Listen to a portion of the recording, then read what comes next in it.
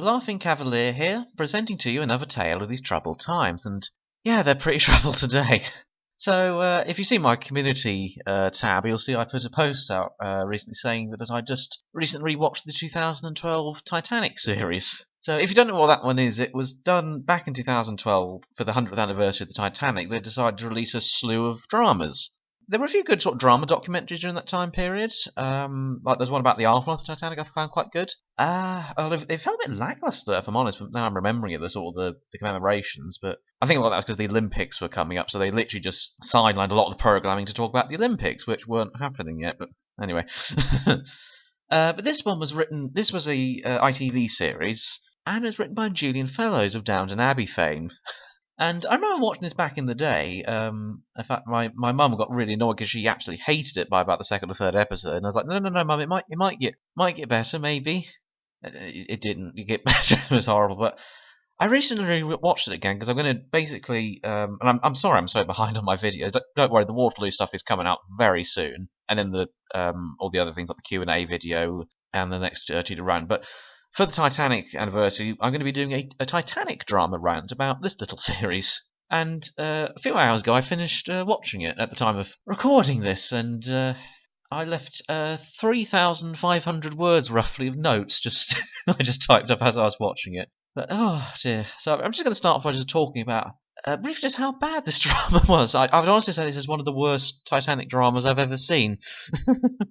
But so if you don't know what this is, how this is structured, there's 4 episodes to it, and each one, the best way I can describe it is like Final Destination meets Groundhog Day meets Downton Abbey.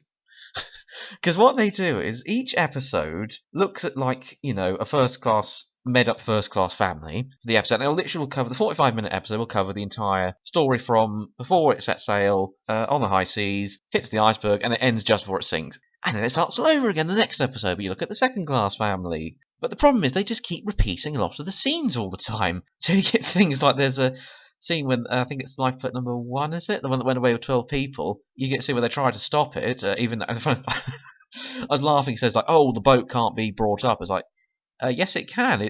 You're lowering it, but with ropes on davits, you can easily just winch it up. But never mind. Sorry, it can't be brought up, I guess. But they literally just repeat that scene 4 times over, once per episode. And you're just like, why? You're just wasting time. This could be time to look at other things.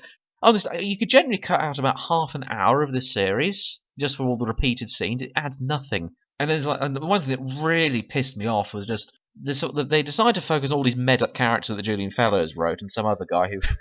It's quite fun. I watched the behind-the-scenes feature, and this other writer or something. He's literally just in the interview. He's got all these BAFTAs, just like make sure the camera focuses on the many awards I've won for other stuff, so I look important. But it's cheap knockoff sort of Downton Abbey Titanic characters, really. Like there's one was Lady Georgiana, who's like she's like I just called her Discount Rose. I forgot her name halfway through.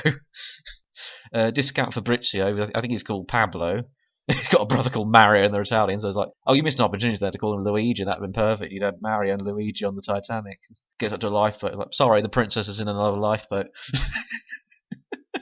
Oh dear, but yeah, they're not very written because you don't really have enough time to get to know them, and then it's just literally all the dialogue is just exposition trying to say like, I don't know, the Earl of Manton, is it, or something? They made up when he has some illegitimate daughter. It's literally mentioned like 2 lines, and they're trying to cram that in. It's like, right, okay, you got this ship with 2,200 people on it.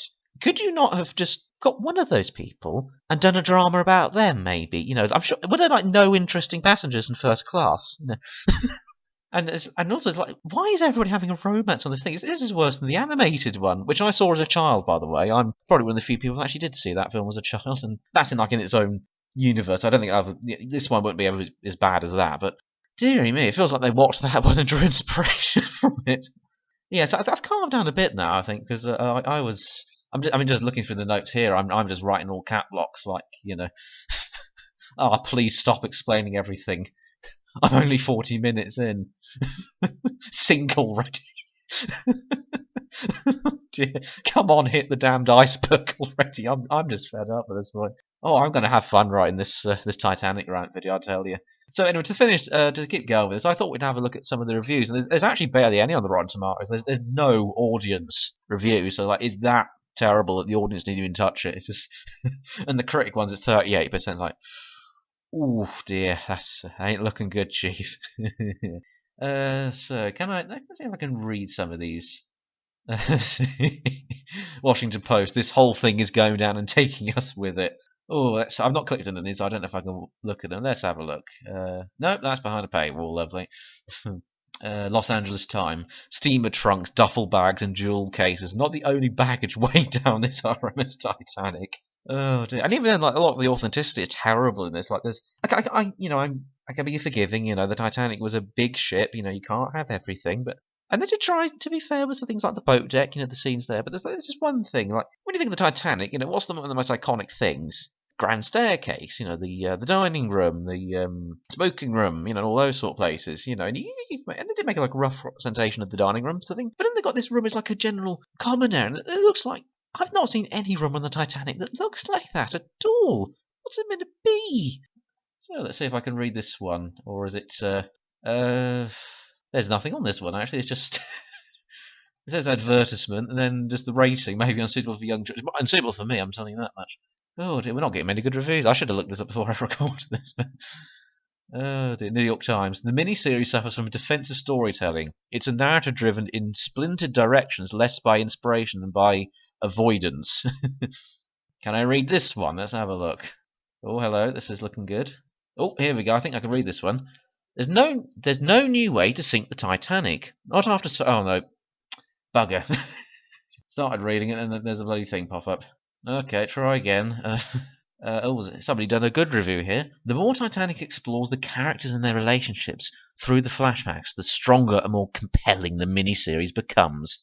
Okay, let's have a look at the Pittsburgh Post-Gazette. See if this one is not behind a paywall, because this is going to be literally the entire video so far, just me trying to read things. Oh no, the resource you're looking for has been removed. It's all gone down on the Titanic. It's so cursed, it's taken every review with it. Hell, even the DVD was cursed. Like when I got it, I went to go and get it from the post box, and I thought I've got to get some coal for the fire. Because I always end up looking like a stoker from the Titanic when I do that. But so I went to go grab it. I thought I'll just stick the under my arm the parcel, and then I managed to drop it and break the DVD case. So it's like it's that cursed.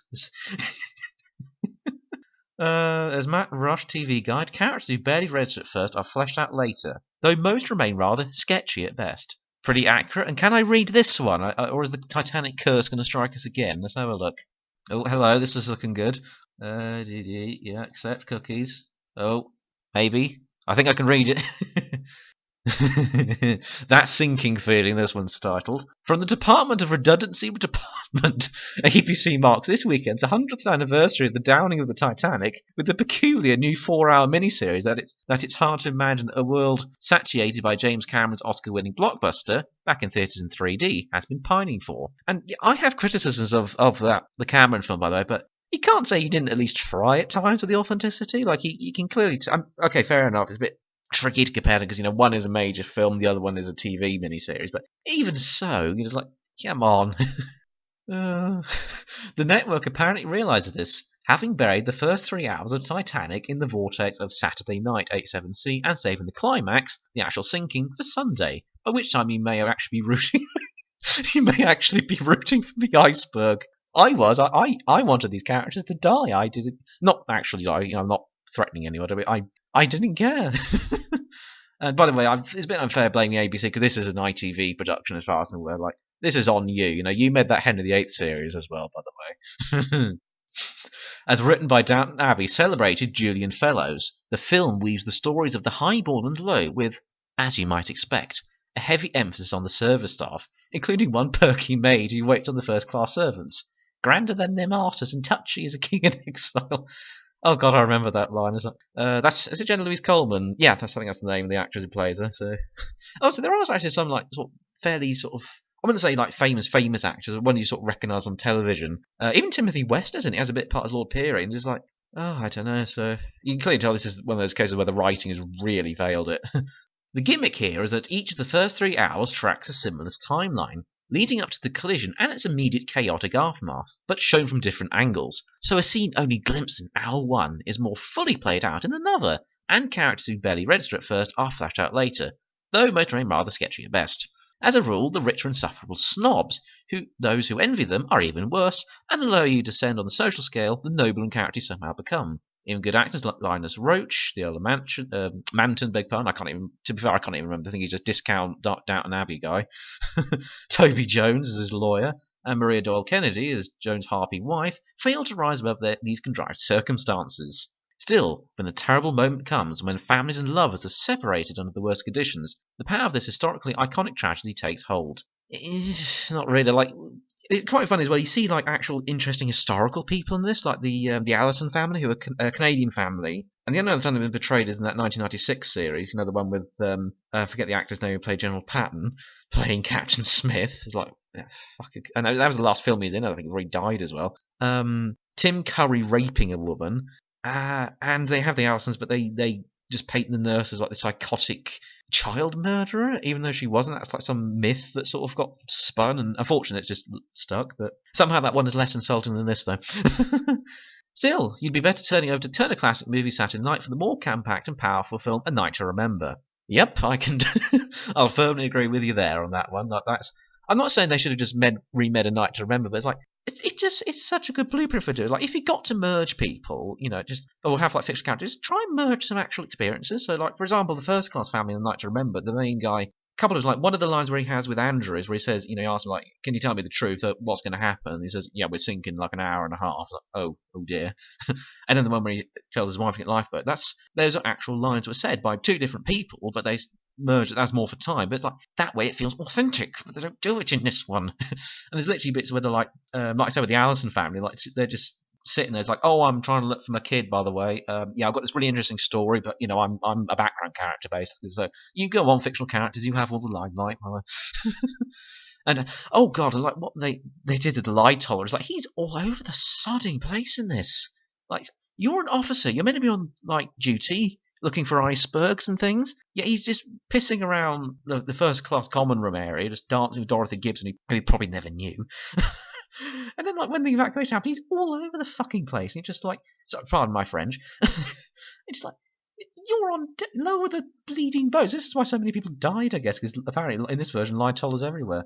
Although the only decent thing I will say is like Murdoch was like semi-okay. That's like the one time he was like okay portrayed. Although they're sort of a bit overdo it because they make it like he's like warning everyone, like, "Are you sure we should do this? Shouldn't we slow down? Shouldn't we do X, Y, and Z?" Which he probably never said. They did the whole thing like the lower officers sort of foreshadowing everything, which like he probably didn't do. But there you go.